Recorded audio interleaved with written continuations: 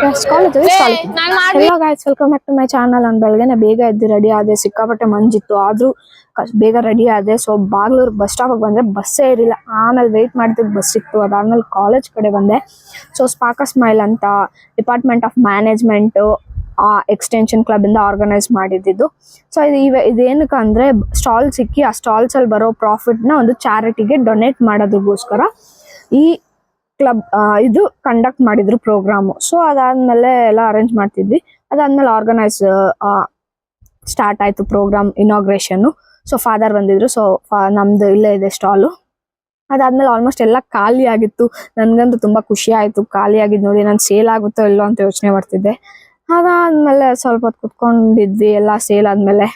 ಅದಾದ್ಮೇಲೆ ಎಲ್ಲ ಮುಗೀತು, ಕುತ್ಕೊಂಡು ಅಲ್ಲೇ ಆಳ್ತಿದ್ವಿ ನಾನು ನನ್ನ ಫ್ರೆಂಡ್ಸು.